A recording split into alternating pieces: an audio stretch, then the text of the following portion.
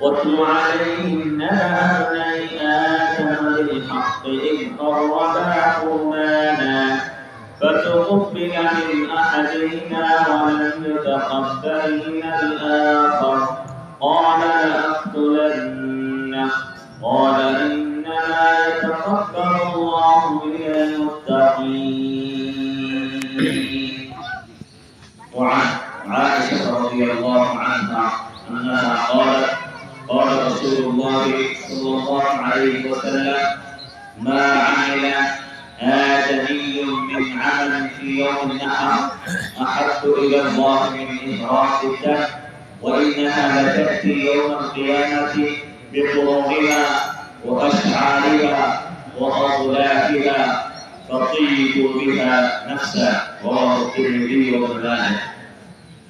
الحمد لله সমস্ত প্রশংসা যাবতীয় গুণগান আন্তর্জানা বিনয় অনুরোধা আরাধনা উপাসনা সব একমাত্র সেই মহান আল্লাহ রাব্বুল আলামিনের জন্য, যার অশেষ খাস মেহেরবানিতে আমরা আজকের এই বরকতময় দিনে সুন্দরভাবে সঠিক টাইমে আমরা ঈদুল আযহার সালাত আদায় করতে পেরেছি। এর আগে আমরা আরাফার সিয়াম সহ যুলহিজ্জার 4 দেখার পর থেকে নিয়মিত তাকবীর পড়া সহ অন্যান্য ইবাদতগুলো আমরা আদায় করতে পেরেছি। রব্বুল আলামিনের তরফ থেকে আমাদের জন্য বিশাল বড় একটি হাদিয়া, আমাদের জন্য বিশাল বড় একটা সুযোগ, সওয়াবের কাজ আমাদের জন্য। এজন্য আল্লাহ রাব্বুল আলামিনের দরবারে আমরা আমাদের কালিমাত শুকর পাঠ করি, সকলেই পড়ি আলহামদুলিল্লাহ। সালাত ও সালাম মুর্শিদ ও প্রিয় রাসূল সাইয়্যিদুল মুরসালিন খাতামুন নবিয়্যিন জনাব মুহাম্মদুর রাসূলুল্লাহ সাল্লাল্লাহু আলাইহি ওয়া আলিহি ওয়াসাল্লামের পর সম্মানিত ভাইগণ, আমি আপনাদের সামনে কালামের পাঠ থেকে কয়েকটি আয়াত তেলাওয়াত করেছি। রাসূল সাল্লাল্লাহু আলাইহি ওয়াসাল্লামের একটি হাদিস পাঠ করেছি। আয়াত ও হাদিসকে সামনে রেখে আজকের এই ঈদুল আযহার সবচেয়ে বড় যে ইবাদতটি উদ্হিয়া সম্পর্কে ও মানে সম্পর্কে অল্প কয়েক মিনিটের মাঝে কিছু আলোচনা করব ইনশাআল্লাহ। আল্লাহু আকবার, আল্লাহু আকবার, লা ইলাহা ইল্লাল্লাহ, আল্লাহু আকবার, আল্লাহু আকবার, ওয়ালিল্লাহিল হামদ। আলোচনার শুরুতেই একটি কথা না বললেই নয়, আপনারা আলহামদুলিল্লাহ 6:30টায় ঈদুল আযহার সালাত আদায় করেছেন। এটা সত্যিকার অর্থে বাংলাদেশের মাটিতে একটি প্রশংসার যোগ্য। আমি ব্যক্তিগতভাবে খুবই খুশি। বিশেষ করে যারা আয়াত পরিচালনা পরিষদে আছেন তাদের জন্য দোয়া করি, আল্লাহ রাব্বুল আলামিন আপনাদেরকে সবাইকে সাথে নিয়ে আরো সুন্নতের কাছাকাছি হওয়ার তৌফিক দান করুন। আল্লাহ রাসূলের সুন্নাহ অনুযায়ী এখন সূর্য ওঠে প্রায় 5:12-তে। সূর্য ওঠার পরে 15 মিনিট পরে ঈদের সালাত পড়া হচ্ছে কি সুন্নতি নিয়ম। গোটা সৌদি আরবে কোথাও কোনো এলাকায় দেখবেন না ঈদের সালাতের জন্য আলাদা নিয়ম করে দেওয়া আছে, সরকার থেকে ঘোষণা দেওয়া। নবীজি তো 1440 বছর আগে বা 50 বছর আগেই বলে দিয়েছেন যে না, সূর্য ওঠার 15 মিনিট পরে ঈদের সালাত হবে। ইনশাআল্লাহ আশা করি আপনারা আস্তে আস্তে এভাবে সুন্নাতের কাছাকাছি যাবেন। এখানে একটি বিষয় আমি আপনাদেরকে অবগতির জন্য বলবো, যেহেতু ঈদের সালাতের জন্য কোনো আযানের বিধান রাখা হয়নি, কাজে ইনশাআল্লাহ এখানে ডাকাডাকি করব না।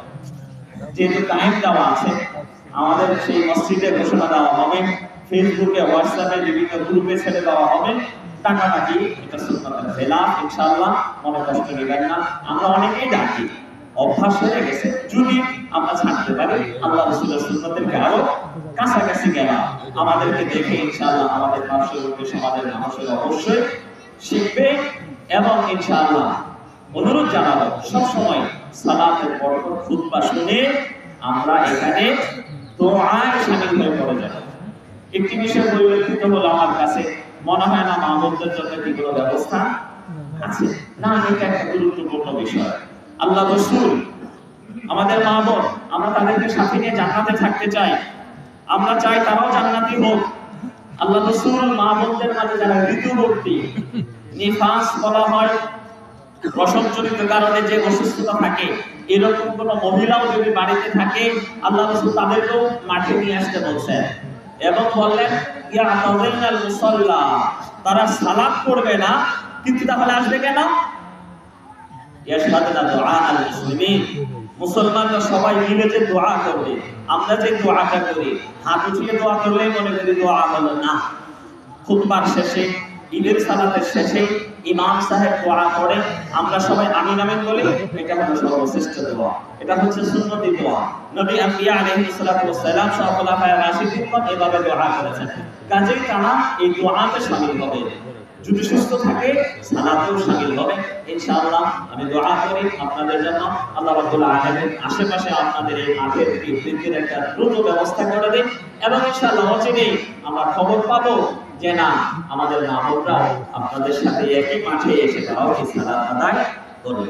সম্মানিত দিন প্রিয় ভাইগণ, আমরা কুরবানির বিষয়ে কিছুটা আলোচনা শুনবো। আল্লাহু আকবার, আল্লাহু আকবার, লা ইলাহা ইল্লাল্লাহ, আল্লাহু আকবার, আল্লাহু আকবার, ওয়া লিল্লাহিল হামদ। এই কুরবানি আদম আলাইহিস সালামের যুগ থেকে আমাদের মাঝে চলে এসেছে। আল্লাহ রাব্বুল আলামিন কোরআনে কারীমে একটি ইঙ্গিত দিয়েছেন। তৎকালীন যুগে কুরবানির সিস্টেম ছিল আমি আপনি যারাই কুরবানি করব আমাদের সম্পদগুলো মাঠে রেখে আসবো, আল্লাহ রাব্বুল আলামিনের তরফ থেকে আগুন আসবে, জ্বালিয়ে পুড়িয়ে সারখার করে দিবে, যারটা চলে যাবে বোঝা যাবে কুরবানি কবুল হলো, যারটা চলবে না বোঝা যাবে কি কুরবানি কবুল হলো না। আল্লাহ রাব্বুল আলামিন আমাদেরকে কিন্তু সেই জিল্লত থেকে বাঁচিয়েছেন, কারণ আমাদের যদি এই অবস্থা হতো আমাদের অনেকে কিন্তু ধরা খেয়ে যেতাম, পরের বছর কুরবানি না করে এলাকা ছেড়ে অন্য এলাকায় গিয়ে বসে থাকতাম, যে না গত বছর যে সরব পেয়েছি এই বছর আর এই ঝামেলায় যাওয়া যাবে না। কাজেই আলহামদুলিল্লাহ আমরা যেহেতু আল্লাহ রাব্বুল আলামিনের তরফ থেকে বিশেষ সুযোগ পেয়েছি, জিল্লতি থেকে আল্লাহ বাঁচিয়ে দিয়েছেন, আমাদের এখন সুন্নাহ অনুযায়ী কুরবানি করতে হবে, যাতে এই কুরবানিটাকে আল্লাহ রাব্বুল আলামিন কবুল করেন।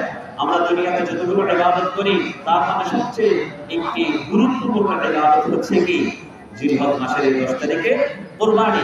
কিন্তু দেখেন এই কুরবানি কেন করতে হয় আল্লাহ রাব্বুল আলামিন জানেন। আল্লাহ রাব্বুল আলামিনের সন্তুষ্টির জন্য কুরবান ইতকাররাবা কুরবানা উৎসর্গ করে দেওয়া মানে একবারে দিয়ে দিলেন, এটা আপনার কাছে আসবে গোশত খাবো এরকম কোনো কি নিয়ত আমাদের মাঝে কি থাকার কথা নয়। আমাদের যে কুরবানিটা এই কুরবানির ইতিহাস যদি আমরা পড়ি, ইব্রাহিম আলাইহিস সালাম যাকে আমরা মুসলিম জাতির পিতা হিসেবে জানি, আল্লাহ রাব্বুল আলামিন যিনি আখ্যায়িত করেছেন তাকে আমাদের মুসলিম জাতির পিতা হিসেবে, তার এই স্মৃতি বিজড়িত একটি ইবাদত হচ্ছে কুরবানি। আল্লাহ রাব্বুল আলামিন কোরআনে কারীমে সূরা সাফফাতে বিস্তারিতভাবে বলেন ইব্রাহিম আলাইহিস সালাম নিঃসন্তান ছিলেন, সারার গর্ভ থেকে কোনো বাচ্চা হচ্ছে না, এরপরে হাজেরার গর্ভ থেকে বাচ্চা হলো, বাচ্চা বড় হলো। আল্লাহ রাব্বুল আলামিন দেখেন কোরআনে বলতেছেন ফালাম্মা বালাগা মা'হু সা'য়া, বুড়ো বয়সে বাচ্চা হয়েছে, ছেলে হয়েছে, এবং ছেলেটা এখন আব্বা ডাকতে পারে, বালাম্মা বালাগা মা'হু সা'য়া বাপের সাথে দৌড়াইতে পারে, মুহাব্বত থেকে আরেকটু গভীর হচ্ছে। আল্লাহ রাব্বুল আলামিন ইব্রাহিমকে পরীক্ষা করলেন, স্বপ্নে দেখিয়ে দিলেন। আর নবীদের স্বপ্ন হচ্ছে কি এক প্রকার ওহী। আমাদের সমাজে অনেক বক্তারা ওয়াজ করে যে ইব্রাহিম আলাইহিস সালাম নাকি ইসমাঈল আলাইহিস সালামের মাকে মিথ্যা কথা বলে যে দেওরকে বাইরে নিয়ে যাব, সাজিয়ে গুজিয়ে দিল।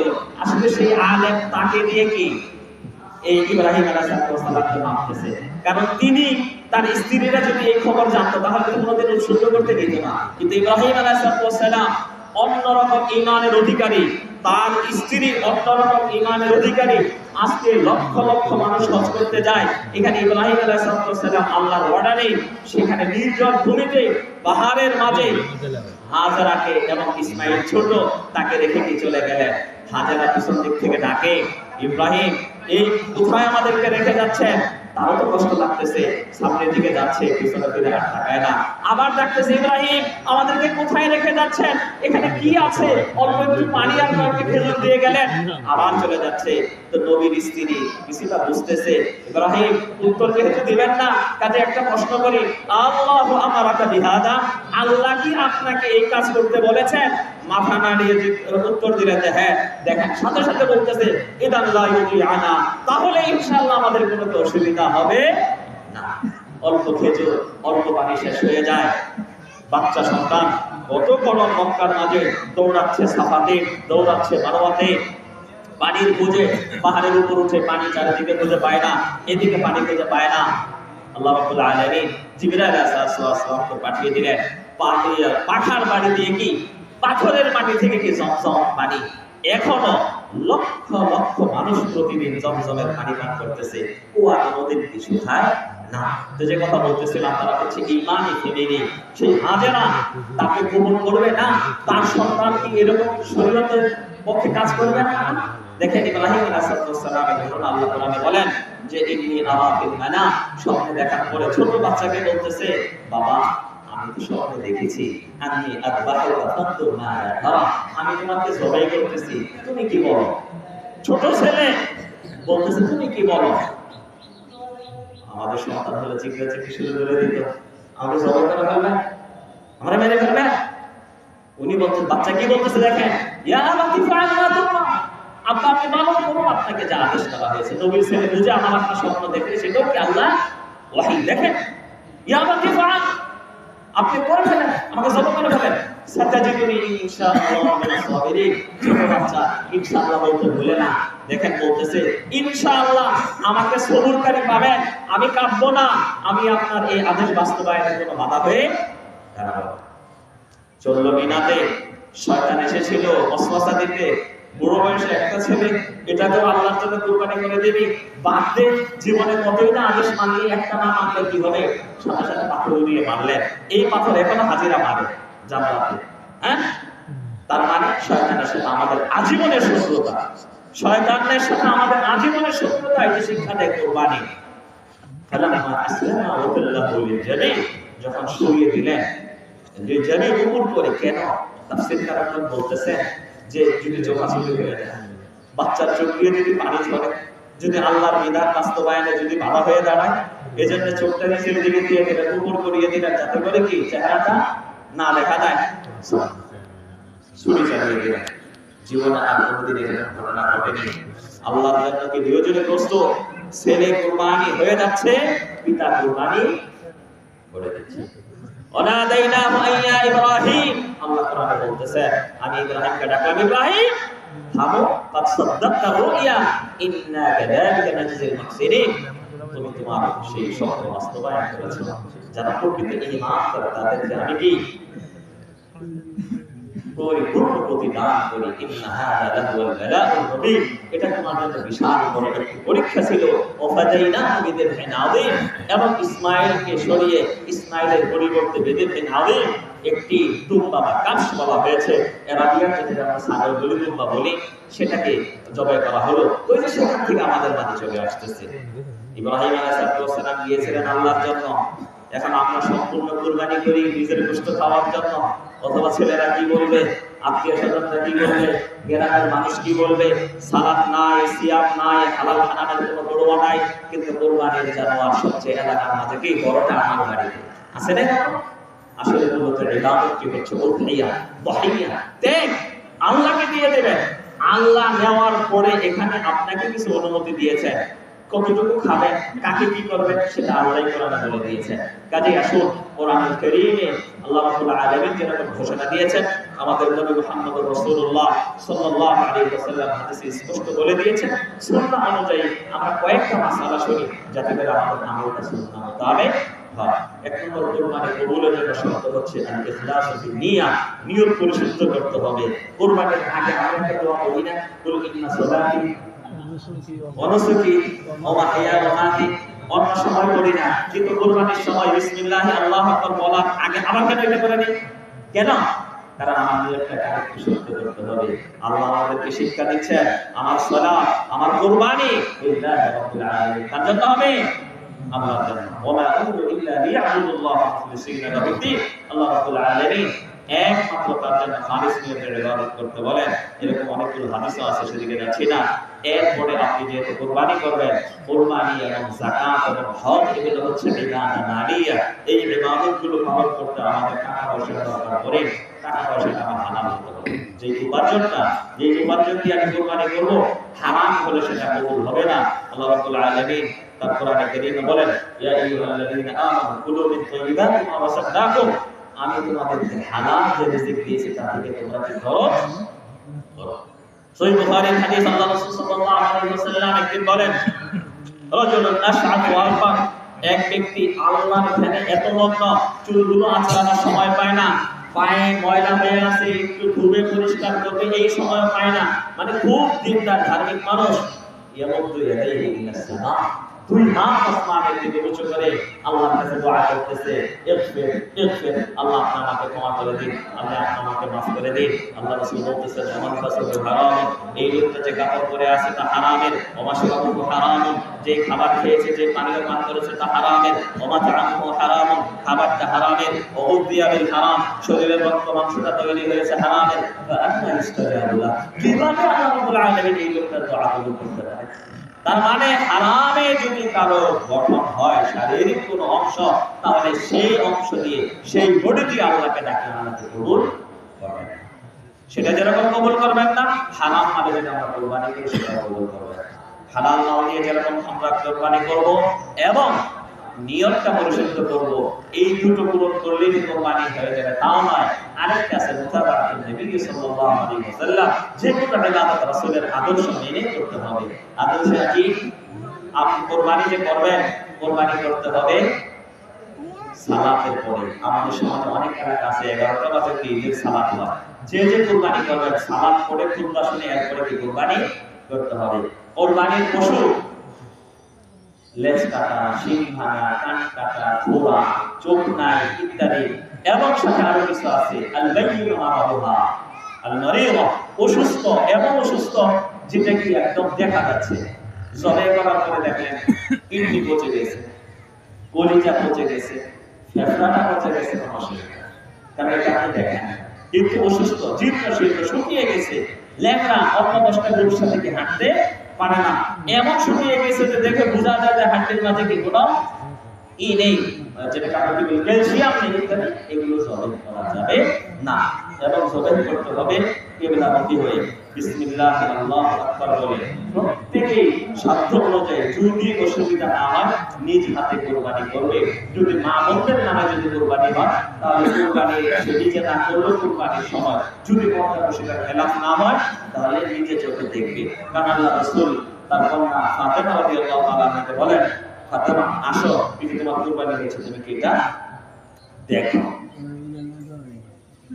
এরপরে কোরবানি যে করবে, কোরবানিটা অবশ্যই বর্ণনা করতে হবে। এটা আল্লাহ রাব্বুল আলামিনকে যেহেতু আমরা দিয়ে দিয়েছি, আল্লাহ রাব্বুল আলামিন কোরআনে কারীমে বিভিন্ন জায়গায় বিভিন্ন ভাবে বলেছেন, ফাকুলু মিনহা ওয়া আতিমুল কানি'a ওয়াল মুফতার।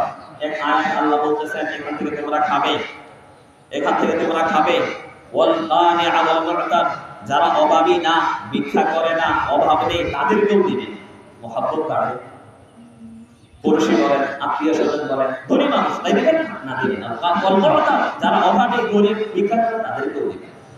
অন্য একটা আয়াতে বলতেছে সূরাতুল হজ্জে, ফাকুলু মিনহা ওয়া আতিমুল বাঈসাল ফাকির, তোমরা নিজেরাও খাবে, ফকির যাদের খুব অভাব, ঘুরে ফিরে আসতেছে, পরিচিত অপরিচিত যাই হোক তাদেরকেও। উলামায়ে কেরাম আমাদের দেশে তিনটা ভাগ করতে হবে, এক ভাগ খাবেন, এক ভাগ গরিবদেরকে দিবেন, আর এক ভাগ কি করবেন আত্মীয় স্বজনদেরকে দিবেন। কিন্তু আমরা বলবো হাদিসে এরকম কোনো স্পষ্ট ভাবে বলা নেই যে আপনাকে তিন ভাগই করতে হবে। যদি আপনার এলাকায় যদি গরিবের সংখ্যা বেশি হয়, আপনার এলাকায় যদি আপনার আত্মীয় সংখ্যা বেশি হয়, গোশতের পরিমাণ যদি কম হয়, তাহলে তো আপনার তিন ভাগ করলে তারা সবাই লস খাবে। কাজেই প্রয়োজন অনুযায়ী আপনি বিতরণ করবেন, প্রয়োজনে আপনি কম খাবেন, কিন্তু তাদেরকেও দিতে হবে, কারণ আল্লাহ তাদের নাম নিয়েছে। আবার এমন ভাবে উল্টা দিকে আপনি গরিব মানুষ বা এই বছর ছাগল কুরবানি দিয়েছেন, আল্লাহ আপনাকে সন্তানাদি দিয়েছেন অনেকগুলো, নাতি নাতি করে 40-50 জন হয়ে গেছে, আপনার বাড়িতে বেড়াইতে আসছে, এখন যদি 3 লাখ করে সব বিতরণ করে দেন, তখন মেয়ের জামাই অথবা নাতি নাতি করে মুখে 1 টুকরা করে দিতে পারবেন। এখানে আপনি পুরোটাই আপনার বাড়িতে পারবেন না, মারা করে নাতি নাতি করে খাওয়াইতে গুনাহ হবে না। অর্থাৎ এখানে এমন যাতে না হয় যে আপনি আপনার ফ্রিজ ভরেন, ফ্রিজ ভরার পরেও জায়গা থাকে, ডিপ ফ্রিজ কিনে এনে কি সেটাও ভরেন, 3 ভাগ করেও যদি ভরেন তাহলে ওইটা কি দেখা যাবে যে না। অর্থাৎ প্রয়োজন অনুপাতে আপনি বিতরণ করবেন, খাবেন, আত্মীয় স্বজনদের মাঝেও কি দিবেন। আল্লাহ রাব্বুল আলামিন আমাদেরকে নবী মুহাম্মদ রাসূলুল্লাহ সাল্লাল্লাহু আলাইহি ওয়াসাল্লামের সুন্নাহ অনুযায়ী গুরুত্বপূর্ণ এই ইবাদতটি পালন করার তৌফিক দান করুন। আমিন। আল্লাহু আকবার, আল্লাহু আকবার, লা ইলাহা ইল্লাল্লাহ।